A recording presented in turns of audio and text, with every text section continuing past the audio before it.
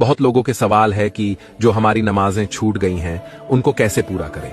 गफलत की वजह से और सुस्ती की वजह से जिन लोगों की नमाजें छूट गई हैं, क्या सिर्फ तौबा करने से नमाजों की माफी हो जाएगी? तो चलिए जानते हैं इन सवालों के जवाब। अगर कभी कोई नमाज कज़ा हो जाए तो उसको लौटाना जरूरी है।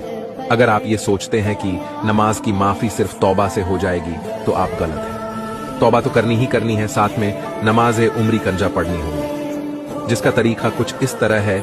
मिसाल के तौर पर आपकी 1 साल की नमाजें कंजा हो गई हैं तो आपको 1 साल तक 20 एक्स्ट्रा रकात पढ़नी होंगी। 2 फर्ज फजर के, 4 फर्ज जौहर के, 4 फर्ज असर के, 3 फर्ज मगरिब के, 4 फर्ज ईशा के और 3 वितर वाजिब ईशा के। आपको करना क्या है? आप फजर की नमाज से फारिग हुए उसके बाद फौरन 2 रकात फर्ज फजर के पढ़ने हैं उम्री कज़ा की नीयत से।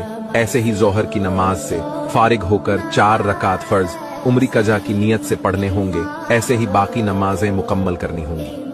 अगर किसी की ज्यादा नमाजें छूटी हुई हैं, उसके लिए आसानी ये है कि रुकू और सजदे की तस्बीह एक बार पढ़ सकते हैं। दूसरी आसानी ये है कि आप आखिरी रकात में सिर्फ अत्ताहियात पढ़ के सलाम फेर सकते हैं। दरुद शरीफ और अल्लाहुम्मा इन्हीं जलमतु नफसी को स्किप कर सकते हैं।